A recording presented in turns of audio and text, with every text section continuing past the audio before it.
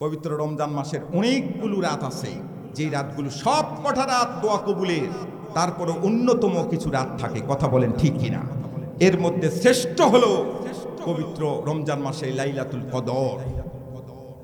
শ্রেষ্ঠ শুধু লাইলাতুল কদর পবিত্র রমজান মাসের জন্য নয়, 365 দিনের মধ্যে শ্রেষ্ঠ রাত হলো লাইলাতুল কদর। সুবহানাল্লাহ বলে, যেটার ব্যাপারে পূর্ণাঙ্গ পরিপূর্ণ একটা আয়াত না, পরিপূর্ণ একটা সূরা নাজিল করে দিয়েছেন। সুবহানাল্লাহ বলেন। কিন্তু লাইলাতুল কদরের আগে পবিত্র রমজান মাসে একটা রাত আছে, সেটা হলো 17 রমজান। 17 রমজান বদর দিবস। যেই বদর দিবসে আল্লাহর পয়গম্বর আলাইহিস সালাতু ওয়াস সালাম ক্ষুধার্ত নিরস্ত্র সাহাবা কেরাম রোজা আছে, সবাই রোজা আছে।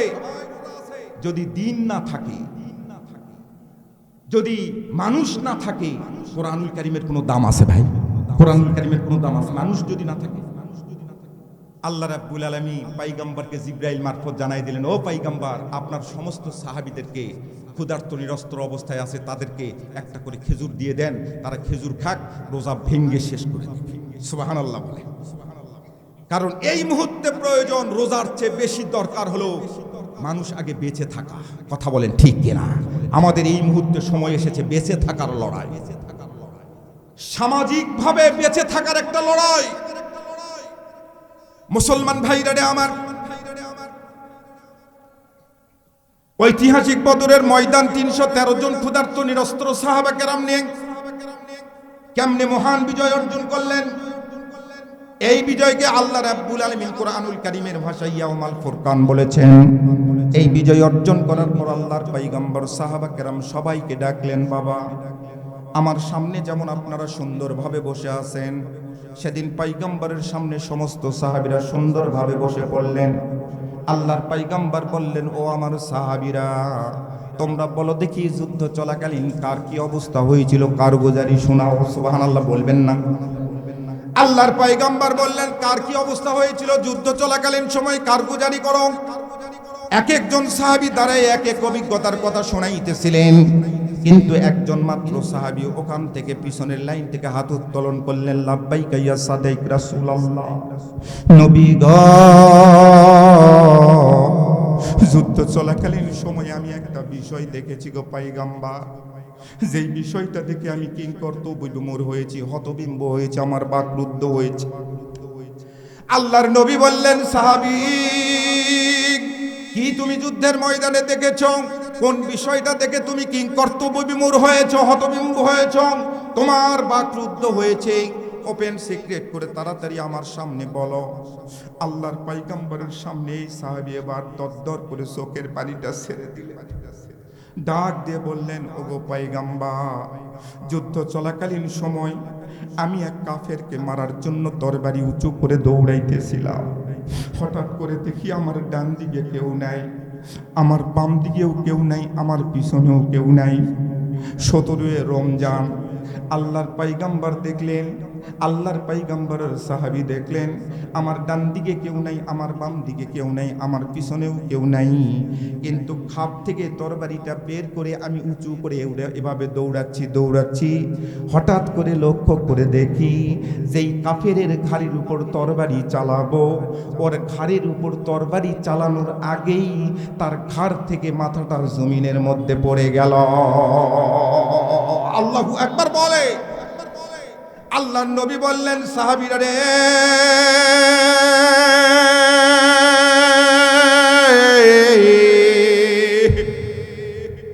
ওগো কলিজার টুকরা সাহাবীরা, তোমরা কি মনে করেছো ক্ষুধার্ত নিরস্ত্র অবস্থায় তোমাদের যুদ্ধের ময়দানে ছেড়ে দিয়ে আমি পয়গম্বর তাঁবুর মধ্যে আরাম করছিলাম? না না, আমি পয়গম্বর তাঁবুর মধ্যে আরাম করি নাই রে সাহাবী। আমি পয়গম্বর যখন তাঁবুর মধ্যে প্রবেশ করলাম, 2 রাকাত সালাতের মধ্য দিয়ে আল্লাহ রাব্বুল আলামিনের সাহায্য চেয়েছি। আল্লাহ রাব্বুল আলামিন সঙ্গে সঙ্গে জিবরাইল পাঠিয়ে দিয়েছে। জিবরাইল ডাক দিয়ে বললেন, পয়গম্বর, আপনি মাথা উত্তোলন করেন, চোখের পানি মুছে নেন, আপনি কাঁদবেন না গো পয়গম্বর, কান্নার কোনো কারণ নাই। আপনি তো জানেন না আপনার ক্ষুধার্ত নিরস্ত্র সাহাবা কেরামদের কেবলমাত্র যতটুকু শক্তি আছে এতটুকু তারা যুদ্ধের ময়দানে ব্যয় করবে, বাকি কাজটা করার দায়িত্ব স্বয়ং রব্বে কারীম তার কুদরতি হাতের মধ্যে নিয়ে নিয়েছেন। চিৎকার করে একটু বলুন সুবহানাল্লাহ। আল্লাহর নবী বললেন, সাহাবী যুদ্ধ চলাকালীন সময় যে কাফেরের ঘাড়ের উপর তরবারি চালাও নাই, ঘাড় থেকে মাথাটা জমিনের মধ্যে পড়ে গেছে রে, এটা তুমি করো নাই, তুমি করো নাই, স্বয়ং আল্লাহ রাব্বুল আলামিন তার ফেরেশতা দ্বারা করেছে। চিৎকার করে একটু বলুন না সুবহানাল্লাহ। তাহলে হিসাবটা হলো তৎকালীন যুগে আল্লাহ রাব্বুল আলামিন তার ফেরেশতা দ্বারা মুসলমানদের জয় পরাজয় নিশ্চিত করলেন। কথা বলেন ঠিক কিনা? সেই আল্লাহ এখন মনে হয় একটু বুড়া হয়েছে, চোখে একটু কমে দেখছে। নাউজুবিল্লাহ বলবেন না জোরে? আল্লাহ রাব্বুল আলামিন সব কিছু দেখছে, কিন্তু আমাদের সমস্যাটা কোন জায়গায় জানেন? সমস্যাটা বলছি, সমস্যাটা বললেই পরিষ্কার আপনারা বুঝতে পারবেন। যেই আয়াতে কারিমা আমি তেলাওয়াত করেছি, আতিউল্লাহ ওয়া আতিউর রাসূল ওয়া উলিল আমরি মিনকুম। আপনাদের মসজিদের ইমাম সাহেব আছে না ভাই? প্রত্যেকের মসজিদের ইমাম সাহেব আছে না? মসজিদের ইমাম সাহেব কিভাবে রাখা হয়? মসজিদের ইমাম সাহেব সকল গ্রামের মানুষ বৈঠক করে 2-3টা ইমাম দেখার পর এই ইমামটা ভালো, একটা সিলেকশনের মাধ্যমে এই ইমাম সাহেব রাখা হয়েছে। কথা বলেন ঠিক কিনা? আব্দুস সামাদ ভাইকে আপনি ইমাম সাহেব ডাকছেন, এক্সাম্পল দেখাচ্ছে মনে করেন। এখন ইমাম সাহেব যেইভাবে নামাজ পড়াবে, সেই নামাজটা যদি আতিউল্লাহ ও আতিউর রসুলের উপর হয়, সেইভাবে পিছনে ইক্তেদা করা আপনার জন্য ফরজ। কোন রকম এখানে লোকমা দেওয়া যাবে না। যদি উনি কোরআনুল কারীমের মধ্যে থাকে আর আল্লাহ রাসূল সুন্নতের উপর থাকে, তাহলে উনি নামাজ চালিয়ে যাবে। সুবহানাল্লাহ বলেন। এশার নামাজ গেল কিছুক্ষণ আগে, এশার নামাজের সময় আব্দুস সামাদ ভাই বড় ইমাম সাহেব, মোটামুটি অনেক দামি হুজুর, আমরা ওনাকে অনেক মানি। এশার নামাজের সময় করছে কি কারবারটা জানেন? উনি মনে মনে চিন্তা করতেছেন, জীবনে বহুদিন নামাজ পড়ালাম, আল্লাহর হুকুম এবং নবী করিম সাল্লাল্লাহু আলাইহি সাল্লামের তরিকা মাফিক আজকে একটু আমার নিজস্ব তরিকা মাফিক আমি নামাজটা একটু সামনের দিকে চালাবো, দেখি তো কি হয়। ওনাকে সিলেকশনের মাধ্যমে কিন্তু আমরা ওই মিহরাবের মধ্যে ঢুকাই দিয়েছি, মিম্বারের উপর দাঁড়িয়ে দিয়েছি। কথা বলেন ঠিক কিনা? আমরা সকলে খুব ভালো করে খেয়াল করবে মুসলমান ভাইরা আমার। এশার নামাজের তাকবীরুল্লাহ বাদা হলো, সূরা ফাতিহা হবে। সূরা ফাতিহা প্রথম, সূরা ফাতিহা যখন তিনি পড়লেন, সূরা ফাতিহার পর তিনি চিন্তা করতেছেন, আজকে কোরআনুল কারীমের আয়াত আমি পড়ব না, আমি সর্বপ্রথম রাকাতে অনেক দামি একটা আমল, সেই আমলটা হলো দরুদে ইব্রাহিম পড়ব। উনি দরুদে ইব্রাহিম পড়া শুরু করছেন। উনি যখনই দরুদে ইব্রাহিম পড়া শুরু করবেন, এক লাইন না যেতে আপনি যখনই বুঝতে পারবেন, তখন সঙ্গে সঙ্গে পিছন থেকে আপনার দায়িত্ব কি নামাজ ছেড়ে দেওয়া? নামাজ কিন্তু ছেড়ে দেওয়া যাবে না, নামাজ কিন্তু চলবে, নামাজ কিন্তু হবে। আপনার দায়িত্ব হলো পিছন দিক থেকে আপনাকে লোকমা দেওয়া। লোকমা দেওয়ার পদ্ধতিটা আপনাকে বলে দেই, অনেকেই আমরা জানি না, ভুল করি, অনেকেই আল্লাহু আকবার এভাবে বলি, কিন্তু লোকমা দেওয়ার সঠিক মাসালা হলো আপনাকে পিছন দিক থেকে আওয়াজ দিতে হবে সুবহানাল্লাহ, তাই না ভাই? সুবহানাল্লাহ। আমরা অনেক সময় আল্লাহু আকবার বলি, সুবহানাল্লাহ এই শব্দটা ব্যবহার করতে হবে। একবার লোকমা দিয়েছেন, যখনই আপনি লোকমা দিয়েছেন, ইমাম সাহেব থামবে না ভাই, থামবে না। কথা বলেন, একটু হানা কিছু বলেন, বুঝতে পারতেছেন আপনারা? আচ্ছা, ইমাম সাহেব থামবে না, কিন্তু একবার লোকমা দিয়েছেন, ইমাম সাহেব থামে না, উনি চলতেছে, ওনার সিদ্ধান্ত, উনি অটল, যা হয় হবে, আমার সিদ্ধান্তে আমি অটল, আমি এইভাবে যাব। মাসআলার কিতাবে আসছে, একবার লোকমা দিলে যদি না থামে, দ্বিতীয়বার সেকেন্ড টাইম আবার বলতে হবে সুবহানাল্লাহ। উনি থামতেছেন না, তৃতীয়বার আবার বলতে হবে সুবহানাল্লাহ। 3 বারের উপর কিন্তু লোকমা নেই, 3 বারের উপর লোকমা দেওয়া যাবে না। 3 বার যখনই লোকমা দিয়েছেন, উনি তখন চিন্তা করতেছে, না সবাই তো একবারে মানে এত সচেতন, আমার তো আরেকটু হলে পিটাবে। উনি তখন কোরআনুল কারীমের মধ্যে প্রবেশ করছে। সূরা ফাতিহার পর ওই দরুদ ইব্রাহিম বাদ দিয়ে কোরআনুল কারীমের মধ্যে শুরু করছে, যে কোনো একটা সূরা শুরু করছে। নামাজ কিন্তু চলছে, সুবহানাল্লাহ বলবেন না? মুসলমান ভাইরা আমার, দ্বিতীয় রাকাতের সময় উনি চিন্তা করছেন, দেখি তো এবার একটু ট্রাই করে। এবার দরুদ ইব্রাহিম পড়ে নেই, তিনি সরাসরি শুরু করছেন দোয়া কুনুত। দ্বিতীয় রাকাতে সূরা ফাতিহার পর দোয়া কুনুত যখন শুরু করছেন, তখন কিন্তু এই মুসল্লিরা আবার লোকমা দিবে। কথা বলেন ঠিক কিনা? সুবহানাল্লাহ, সুবহানাল্লাহ, সুবহানাল্লাহ। তিনবার লোকমা দেওয়ার পর উনি কিন্তু লাইনে আসে নাই। উনি চিন্তা করছে আমার সিদ্ধান্তে আমি অটল থাকবে, পিছনে আমার মুসল্লিরা, আমার মুক্তাদিরা যতই মিছিল করুক, আমার সিদ্ধান্তে আমি যাব। ইমাম জালালউদ্দিন সুয়ুতী রহমতুল্লাহ আলাইহি ওনার একটা মাসালার কিতাবের মধ্যে আমি দেখলাম, তিনবারের উপর লোকমা দেওয়া যাবে না, যেহেতু তিনবারের পর আপনাকে স্টপ হয়ে যেতে হবে। এখন কি করবেন দেখেন, ইমাম সাহেবের পিছনে যেই মুসল্লিটা দাঁড়াবে, ওই মুসল্লিটা এক হাতে আস্তে করে ইমাম সাহেব এভাবে ঘপ করে ধরবে। এই ঘপ করে ধরাটা হলো ফরজ। সুবহানাল্লাহ বলেন, জোরে বলেন সুবহানাল্লাহ। ঠাস করে ধরবে, ধরে এক হাত কিন্তু এভাবে বেঁধে আছে, এই ইমাম সাহেব টান দিবে, টান দিয়ে পিছনে স্বৈরাচার ইমাম পিছনে আয়। কোরআনুল কারীমকে ওভারটেকিং করছে, আল্লাহ রাসূলের আদর্শকে ওভারটেকিং করছে। কথা বলেন ঠিক কিনা? তবে এই ইমাম সাহেবের বিচার হবে কি? বিচার কখন হবে? এখন নয়, নামাজের পর। যেই মুসল্লিরা সবাই মিলে এই ইমাম সাহেবকে রাখা হয়েছে, সব মুসল্লিরা সৌ বিচার হবে। কথা বলেন ঠিক কিনা? এখন উনি ওনাকে পিছনে দেওয়ার পর ওনার কাজ হলো আরেকটা আঙ্গুল দ্বারা আস্তে করে ইশারা করবে, এলকা করবে। এলকা শব্দের অর্থ ইশারা। আরেকজন নতুন ইমাম যাবে, এই ইমামটা হলো কেয়ারটেকার ইমাম, অস্থায়ী ইমাম। ওনার কাজ হলো সামনের 2 রাকাত যে নামাজ আছে, এই 2 রাকাত নামাজটা বা 3 রাকাত নামাজটা শেষ করে দেওয়া। ওনাকে কিন্তু ইমাম হিসাবে রাখা হয় নাই, উনি তত্ত্বাবধায়ক ইমাম আর কি। কথা বুঝতে পেরেছেন? তত্ত্বাবধায়ক ইমাম। ওনার কাজ হলো সংবিধান মাফিক। কোন সংবিধান? কোরআনুল কারীমের সংবিধান, আল্লাহর রাসূলের সংবিধান। এই 2 তরিকা মাফিক সামনের 2 রাকাত বা 3 রাকাত নামাজটা শেষ করে দিয়ে সুরসুর করে ও বাড়িতে চলে যাবে। ওর কাজ অন্যটা নয়। মুসলমান ভাইরা আমার, কিন্তু যে যায় লঙ্কায় সেই হয় হনুমান। কারে কি যে বলি ভাই, সকলে সমান। কেয়ারটেকার ইমামকে যখন ওখানে পাঠানো হলো, কেয়ারটেকার ইমাম উনি চিন্তা করতেছে না আমি কোরআনুল কারীমের মধ্যে থাকবো না, আমি সূরা ফাতিহাও পড়বো না, আমি সরাসরি আত্তাহিয়াতু পড়ব।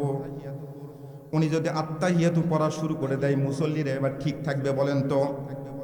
সম্মানিত বাবারা আমার, যাই হোক কোনোভাবেই লোকমা টোকমা দিয়ে নামাজটা আস্তে করে শেষের দিকে নিয়ে যাওয়া হলো। আত্তাহিয়াতু সূরাতের শেষ বৈঠকে আপনি বসে আছেন। বসে থাকার পর ইমাম সাহেব কিন্তু মাঝখানে বদল হয়েছে। কথা বলেন ঠিক কিনা?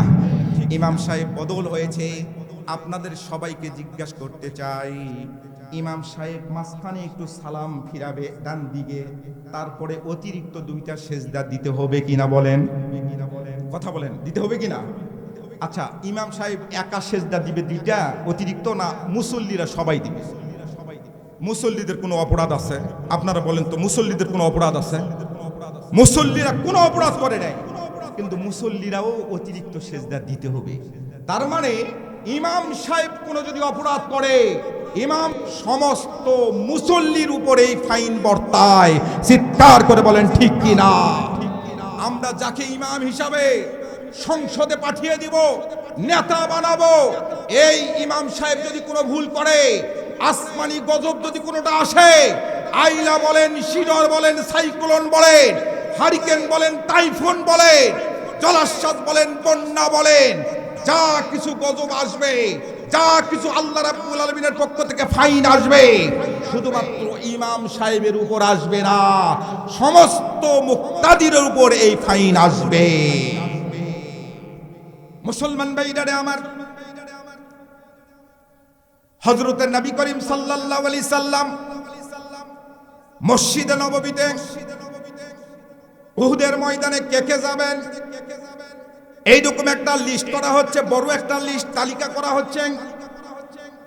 এই তালিকার মধ্যে সর্বপ্রথম যেই বড় বড় সাহাবীদের নাম দেওয়া হয়েছে, পদ্মার অন্তরালে মায়েরা কান লাগান, আপনাদের উদ্দেশ্যে একটু কথা বলার দরকার, আপনাদের উদ্দেশ্যে একটু কথা বলতে বলেছেন। আমাদের পাইগাম্বার জলিলে কদর পাইগাম্বার, শ্রেষ্ঠ পাইগাম্বার পুষ্প আমেনা দুলালে আমেনা, উনি একটা একটা করে নামটা এইভাবে লিস্ট করতেছে। এমন সময় পিছনের লাইন থেকে, মসজিদে নববীর পিছনের লাইন থেকে একজন সাহাবী নিজের বডিটাকে কন্ট্রোল করতে পারে না, নিজের বডিটা নিজে চালাতে পারে না, লাঠির উপর ভর করে করে চলতে হয়। সাহাবীরা তাকে উপহাস করে অনেক সময় ন্যাংরা সাহাবী বলে ডাকে। এই সাহাবী আরেকজনের কাঁধের উপর হাত রেখে আস্তে করে মসজিদে নববীতে দাঁড়িয়ে হাত তুলে বলতেছে, লাব্বাইকা ইয়া সাদিক রাসূলুল্লাহ, নবী গো, আপনার লিস্টের মধ্যে আমার নামটাও লিপিবদ্ধ করে নেন, আমিও উহুদের ময়দানে যেতে চাই। চিৎকার করে বলেন সুবহানাল্লাহ। ন্যাংরা সাহাবী, আল্লাহর পয়গম্বর ধমক দিলেন, হ্যাভ ইউর সিট, ওখানেই বসে পড়ো। আমি তো লিস্ট করলাম তোমার 4টা সন্তান আছে, যুবক, 4 জন সন্তানের নাম আমি লিখে নিয়েছি, তুমি বসো। তোমার নাম লেখা যাবে না, তুমি পরিবার সামলাও। তোমার 4 ছেলের মধ্যে যারা বিয়ে করেছে ওই বউদেরকে নিয়ে, তোমার স্ত্রীদেরকে নিয়ে তুমি পরিবারের মধ্যে থাকো। তোমার 4 সন্তান যেহেতু যুদ্ধের ময়দানে যাচ্ছে, তোমার যাওয়ার দরকার নাই, তুমি বসে পড়ো। সুবহানাল্লাহ বলবেন না? কিন্তু এই সাহাবী আল্লাহর পয়গম্বরের কথাটা ওভারটেকিং করতে পারে নাই। তিনি কাঁদো কাঁদো কণ্ঠে বসে পড়েছেন বটে। বসার পরেই পয়গম্বরের দরবারে দরখাস্ত দিয়ে যেটা হয় নাই, আরেকটা দরজা তো আছে, কথা বলেন ঠিক কিনা? তিনি আস্তে করে হাত তুলে ওখানে আল্লাহর পয়গম্বর যেন দেখতে না পাই, হাত তুলে আল্লাহ রাব্বুল আলামিনের দরবারে একটা দরখাস্ত দিলেন। ওগো আল্লাহ, তুমি তো সব কিছু দেখলে গো আল্লাহ, আমার খুব ইচ্ছা উহুদের ময়দানে যাওয়া, আমার 4 সন্তানের সঙ্গে আমিও যাব। আপনি একটু দয়ার নবীকে, মায়ার নবীকে তার জান্নাতি মুখের মধ্যে আমার নামটা একটু উচ্চারণ করে দেন। সুবহানাল্লাহ বলবেন না? মেসেজ সেন্ডিং হয়ে গেল মোবাইলের মাধ্যমে। যেমন অন্য মোবাইলের মধ্যে ছবি পার করা যায়, সঙ্গে সঙ্গে রিপ্লে মেসেজ চলে আসলো। পয়গম্বর আলাইহিস সালাতু ওয়াস সালাম অমুক সাহাবীর, আবু হুরাইরা, হুজাইফা, আবু বকর, ওমর, ওসমান, এভাবে যখন নামগুলা টিক দিচ্ছে, এমন সময় ওই সাহাবীর নামটা উচ্চারণ করলেন। ওই সাহাবীর নামটা হলো আমর ইবনে জুমু রাদিয়াল্লাহু তাআলা আনহু। আল্লাহু আকবার বলে। ন্যাংরা সাহাবী আমর ইবনে জুমু, নিজের শরীরটা নিজের পায়ের উপর চালাতে পারে না, একটা পা একটু খোড়া। আল্লাহর পয়গম্বর আলাইহিস সালাতু ওয়াস সালাম নিজের অজান্তেই নামটা যখন উচ্চারণ করে ফেলছেন, এমন সময় ওখান থেকে লাব্বাইকা ইয়া সাদিক রাসূলুল্লাহ, হুজুর আমি এখানে আছি পয়গম্বর। আল্লাহর পয়গম্বর লক্ষ্য করে দেখলেন কিছুক্ষণ আগেই আমর ইবনে জুমুকে আমি বসায় দিলাম ধমক দিয়ে। সেই আমর ইবনে জুমু এবার হাস্যোজ্জ্বল, অনেক আনন্দিত, অনেক প্রফুল্লিত। সুবহানাল্লাহ বলবেন না? কিন্তু আমর ইবনে জুমুর চেহারা মুবারক যখন দেখলেন, তখন পয়গম্বর আলাইহিস সালাতু ওয়াস সালাম দরদর করে চোখের পানিটা ছেড়ে দিয়েছে। পয়গম্বর দরদর করে চোখের পানিটা ছেড়ে দিলেন। আমর ইবনে জুমু তার স্ত্রী বর্ণনা করে, আমর ইবনে জুমু যখন বাড়িতে চলে আসলো সামানটা রেডি করার জন্য, যুদ্ধের ময়দানে যাবে। আমি আমর ইবনে জুমুর স্ত্রী, আমার স্বামীকে আমি একটু বলতে যে তুমি একটু ঘরের ভিতরে যাও, ঘরের ভিতরে চলো, তোমার সামানগুলো আমি একটু প্রস্তুত করে দেই। আমর ইবনে জুমু বলতেছে, ও স্ত্রী রে, ঘরের ভিতরে আমি যাব না, ঘরের ভিতরে যদি যাই তুমি আমাকে ভালোবাসবে, তুমি আমাকে জড়িয়ে ধরবে, আলিঙ্গন করবে, তোমার মহব্বতে, তোমার প্রেমে আমি হাবুডুবু খাবো, পয়গম্বরের কথাটা হয়তো ভুলে যাব, তোমার যা বলার তুমি এখানেই বলে দাও। বলেন সুবহানাল্লাহ। সমস্ত সামানটা প্রস্তুত করা হচ্ছে। মায়েরা পদ্মার অন্তরাল থেকে শোনেন, মেয়েদের ভূমিকা ইসলাম প্রতিষ্ঠিত করার জন্য মেয়েদের ভূমিকাটা কি ছিল। আল্লাহর পয়গম্বরের জলিলে কদর সাহাবী আমর ইবনে জুমু রাদিয়াল্লাহু তাআলা আনহু তিনার স্ত্রীকে বলছেন, তাড়াতাড়ি তুমি সামানটা রেডি করো। সামান সমস্ত প্রস্তুত করা হলো। এমন সময় বিদায় বেলায় স্ত্রী বলতেছে, স্বামী রে, যাবার আগে একটা দোয়া করতে চাই, আমি দোয়া করব, তুমি একটু আমিন আমিন বলবে। স্ত্রী আস্তে করে হাত তুলে এভাবে দোয়া করছে, আল্লাহ, ওগো আল্লাহ, আমার স্বামীকে বিদায় করে দিচ্ছি, তুমি দয়ার আল্লাহ, তুমি মায়ার আল্লাহ, আমার স্বামীকে তুমি সহি সালামতে আবার আমার কাছে ফেরাইয়ে দিও। আমর ইবনে জুমুর রাদিয়াল্লাহু তাআলা খাপ থেকে তরবারিটা বের করলেন। কিতাবওয়ালা কিতাবের মধ্যে লেখে, তরবারির উল্টা পৃষ্ঠা দিয়ে তার স্ত্রীর হাতের উপর মৃদু আঘাত করলেন, ছোট্ট করে একটু ছোঁয়া দিলেন, ছোঁয়া দিয়ে মুস্কি একটা হাসি দিয়ে বলতেছে, স্ত্রী রে, উল্টা দোয়া করিস না, উল্টা দোয়া করিস না, উল্টা দোয়া করিস না, আমার সঙ্গে তোর যে আর দেখা হবে না, তোর যতই দোয়া কর তোর দোয়া কবুল হবে না।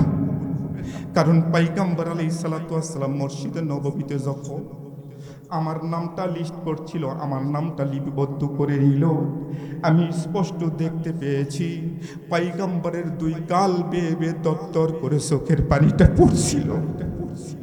আমি তখনই বুঝতে পেরেছি, আমার দিকে যখন তাকিয়েছে দরদর করে চোখের পানিটা পড়ে গেছে, আমি বুঝতে পেরেছি আমি আমর আর কোনোদিন বাড়িতে ফেরত আসতে পারবো না। আল্লাহর নবীর দোয়া কবুল হয়েছে রে। আমর ইবনে জুমুর রাদিয়াল্লাহু তাআলা আনহু 4 সন্তানের সঙ্গে উহুদের ময়দানে চলে গেলেন। ও মায়েরা, পদ্মার অন্তরালে মায়েরা কান লাগান। 4 সন্তানের সঙ্গে এক পর্যায়ে আমর ইবনে জুমুর লাশটা পয়গম্বরের সামনে চলে আসলো, শহীদ হয়েছে। সকলেই করে নেন ইন্না লিল্লাহি ওয়া ইন্না ইলাইহি রাজিউন। আমর ইবনে জুমুর রাদিয়াল্লাহু তাআলা আনহু 4 সন্তানও শহীদ হয়ে গেল। আচ্ছা আপনারা বলেন তো বাবা, একটা পরিবারের 5 জন সদস্য, যারা এই 5 জন অভিভাবক, এই 5 জন অভিভাবক যদি একটা ময়দানে শহীদ হয়ে যায়, তাহলে ওই পরিবারটার আর কিছু থাকে? আমাদের এমন কিছু কি এরকম হয়েছে কখনো? আল্লাহর পয়গম্বর বিচলিত হয়ে গেল, কিংকর্তব্য বিমূঢ় হয়ে গেল। সর্বশ্রেষ্ঠ বিশ্বাসী, সর্বশ্রেষ্ঠ যেই দোস্ত, সর্বশ্রেষ্ঠ যে বন্ধু আবু বক্করকে কাছে ডেকে বললেন, ও বক্কর, আমার আর ভালো লাগতেছে না রে বক্কর। তাবুর মধ্যে ডাক দিয়ে বলতেছে, আমার ভালো লাগতেছে না।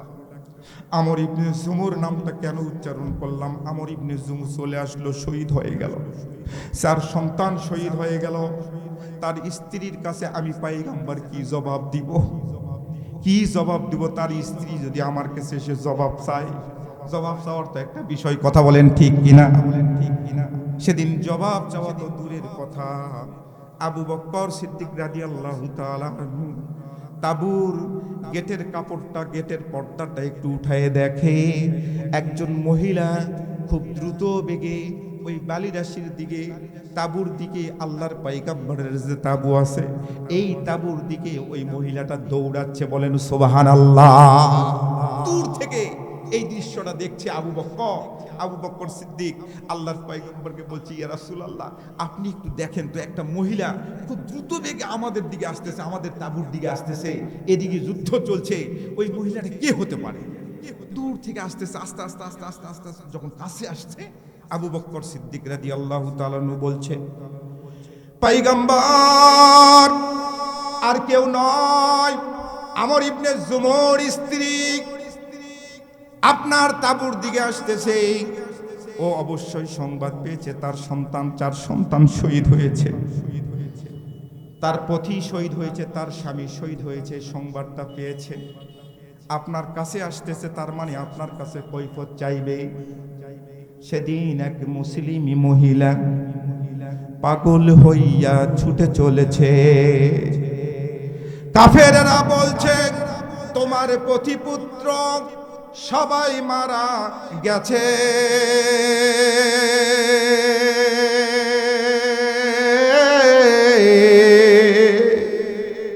মহিলাটা বলছে, চাই না তা শুনতে। মহিলাটা বলছে, চাই না তা শুনতে। বলো কেমন আছে আমার দিনের নবী।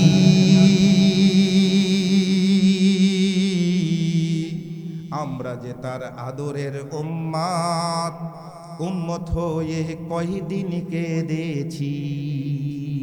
আল্লাহু আকবার বলে। ওই মহিলাটা ডাক দিয়ে বলতেছে, পয়গম্বর, আমার স্বামী শহীদ হয়েছে, আমার 4টা সন্তান শহীদ হয়েছে, সংবাদ আমি পেয়েছি।